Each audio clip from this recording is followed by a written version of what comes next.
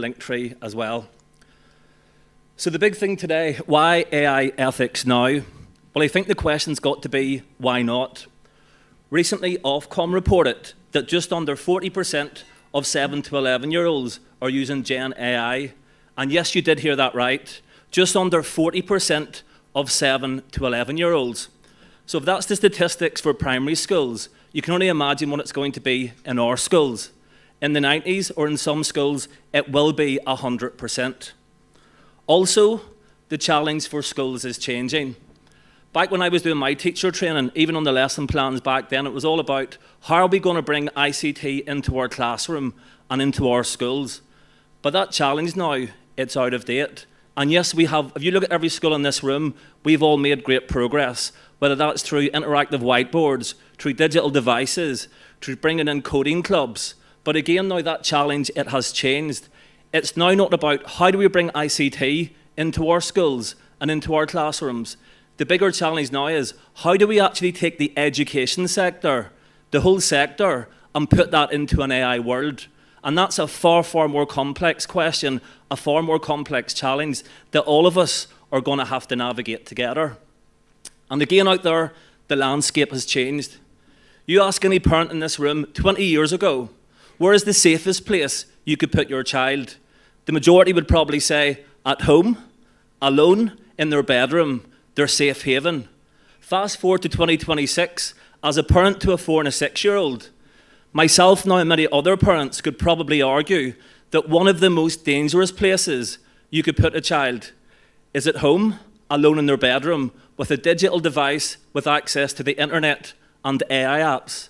So that's why we need to have this AI ethics conversation now, because if we don't, and if we don't put in place AI, digital literacy and AI literacy programs in our school, are we just going to leave it to Instagram and TikTok to educate our students? And that's not a risk worth taking. So really, what is ethical AI integration, or guiding AI with grace? So for me, grace signifies the balance between openness to innovation and ethical reflection. It means neither uncritical adoption nor rigid resistance, but intentional and principled integration, ensuring that AI enhances learning whilst uploading our traditional values. So in short, we must not fear AI, but then on the flip side, we mustn't just use it because we've got access to these shiny new tools. Our usage has got to be principled and it's got to be intentional. Also, as always, it should be pedagogy first and technology second. So what are some of these big ethical challenges that we're all going to face? First one, bias and hallucinations. AI, when we think about it, it's just a mirror of society. It's a reflection of society. But when you've still got racism, when you've still got discrimination, when you've still got sexism in society, unfortunately, sometimes those biases, they will creep into AI outputs, whether that be through music, through text, or through AI images. Also as well, AI, it can hallucinate. In other words, it can make up and just generate complete and utter rubbish. So it's really, really crucial there that we develop our critical analysis skills, not just for ourselves as teachers and practitioners, but also for our students as well, to check for bias and to check for hallucinations. The second big challenge, data privacy. Over the last 2 weeks, all schools here got an update from the Department of Education on AI usage and AI guidance. And within that, it talked about the AI apps that they recommended, the ones basically that C2K, EDIS, whatever you want to call them, have signed off that are GDPR compliant. And as we as teachers, if we are using other apps in our schools, very, very quickly, you're going to have to do risk assessments with those other apps, because currently those apps for your school, they may not be GDPR compliant. So I think for all of us, we will have to conduct audits to ensure we know exactly what's being used in our schools. Also on the topic of data privacy as well, and I know this myself because some of my students have actually done this, how many of our students are taking teachers' notes, teachers' PowerPoints, all your lesson resources and uploading those into AI apps to generate flashcards, etc. Without your permission, that's a copyright breach. Have you given permission for your students to take your own personal resources and give them to these private businesses to actually use? So again, that highlights about AI literacy, why we have to teach our students about data privacy and copyright law as well. Third one that's getting a lot of coverage on social media, particularly TikTok, energy usage. So recently, it was reported by the University of California that for each Gen AI output, we're using on average a 500 ml bottle of water for each output. And currently that water, it cannot be recycled. It can't be reused. Also as well, when thinking about that, we've also got electricity usage as well, so it's not just water usage. And I know Lolly earlier talked about the data centers. The reason that water is being used is those data centers need cool down. AI, it's very, very thirsty. Also with regard to electricity usage, ChatGPT is currently receiving over 1 billion queries a day, 40 million kilowatt hours of electricity per day. So again, as we sit here today, and I'm sure in every school you've got eco clubs, you've got your eco flags maybe displayed outside your school. It's only right that we consider energy usage. But at the same time, we put that into context. Anyone in this room, including myself, who watches Disney Plus, Netflix, YouTube, energy usage, water, think of those big data centers. If you're binging box sets on Netflix or Disney Plus, that's going to use a lot more energy than Gen AI, so we do need to put it into perspective as well. And lastly, one, over-reliance on AI. In other words, cognitive offloading. We can't just use Gen AI to generate outputs and copy and paste. Because the day that happens with a teacher, that's going to be the day that teacher stops teaching. Or if a student does it, they put a question or a prompt in and they just copy and paste, that's going to be the day that students will stop actually learning. So it's crucial that we put our thinking processes into these apps when we're actually using them. So teaching AI ethics, for me really, there's 3 different strands. The first one, examining the role of AI in society, because it is now everywhere, it's entwined everywhere. The second one, we need to build digital awareness and responsibility around the tools, and we've just touched on some of that. And the last one, when teaching it, we can actually bring in some contextualized learning activities. And a great way to do that is actually through generating AI images. Because as I said earlier, unfortunately, sometimes biases or hallucinations will creep into outputs. So here's an activity that I've done. And I've said here to use ineffective prompting for this. Leave your prompts really open. So I've put in here to create an image of a post-primary student in Pakistan. I've done this in January of last year with ChatGPT. And actually, I repeated the process twice.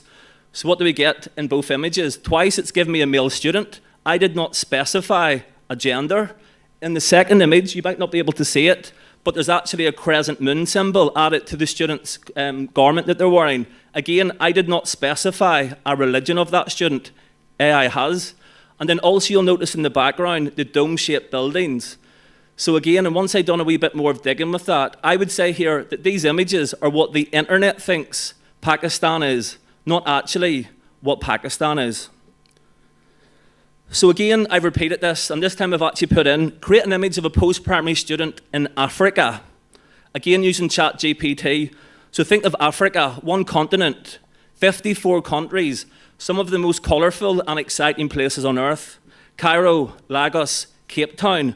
And this was the only image that the algorithm could create.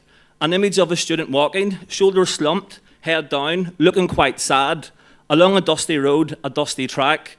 And in the background, you can see empty desks and empty chairs. So again, to me, that's an image of loneliness. It's an image of dust, it's an image of silence. And that was the only image that the algorithm could create. And for some of our students, that might be one of the only images of Africa that our students will see if using Gen AI. Next then I thought, you know what, let's take it a wee bit closer to home. This time I've used Copilot, and I've asked it to generate an image of a post-primary student in Northern Ireland, and I got this response. I was not able to generate that due to a content restriction. So there we have it, folks. Microsoft, one of the biggest tech companies in the world, even they don't want to get involved in Northern Ireland debate. And to be honest, like, do we blame them? But I thought, you know what, I'll give it another try. I opened up a new chat window, and this time it did actually generate an image for me. And before I do start, look, we can't act surprised by the flags. We know there's some people on this island love a wee flag. So what do we notice here? Well, this time it's generated a white female student. You'll notice for the Pakistan and the African student images, there were no flags in the background. But again, a bit of context behind this. We talked about AI. It's based on data sets on the internet. It looks for patterns in text. And when you search online, even go onto Google now, type in Northern Ireland. One of the top searches will be Northern Ireland flags or Northern Ireland emblems. There's lots of data. Even when I moved home in 2018, I was signing my house contract and I had a wee paragraph, do not put any flags or emblems on your house as part of my house contract. So it's pretty much everywhere now in society. But again, when looking at this image, and we can joke about it, but AI, it does not understand the pain. It doesn't understand the complexity. It doesn't understand the context behind flags and our complex history. But I would say here the big positive is, at least it's chosen peace. And then the last, I thought here, do you know what, we'll change it up a wee bit. Let's really mess here with AI. So I've changed a few words here. Instead of creating an image of a post-primary student in Northern Ireland, I've now said the north of Ireland. So what did I get this time again? We got 2-for-1 flags. This time we have a Union Jack and a St. George's flag in the background. But actually, when you dig a wee bit deeper, look at the student's shoulder. And when you zone in on that, and I had to zone in on it, there was like an image of a poster or a billboard on the wall. And when you dig a wee bit deeper, it actually says SAOR, S-A-O-R, which in Irish means free. And that would be associated a lot with SAOR, Free Ireland. So actually here, what's maybe happened, AI has recognised that this would be like an Irish nationalist question. It's thought, okay, let's generate this response. But then it's also thought, oops, we can't really offend anyone here, so let's turn a bit of British and unionism to try and keep everybody happy. But again, AI, it does not understand the pain, the complexity with our history. Also, it doesn't understand our community, conflict, or reconciliation. It has just generated images based on what it thinks we want to see. So really, just to finish off, what's the path forward? And I'll finish with a reflection from Pope Francis, who before he passed away spoke numerous times about AI and some of his concerns. So in short, AI, it should serve humanity and not dominate it. It shouldn't be the other way around. And I suppose my big hope for AI is it will take away from us some of the admin, some of the bureaucratic burdens that we face. And by doing that, that should free us up to do what we do best, something that we'll never be able to do, be human, to be able to have more time to build relationships with our colleagues, with our students, to have time to actually mentor them, to give them one-on-one support. And really going forward, I would just call on everyone today, not just today, but going forward in the days ahead as well, because all of us will need to guide AI with grace. Thank you very much. Thank you, Shane. Brilliant. I was going to suggest you post those images online, Shane.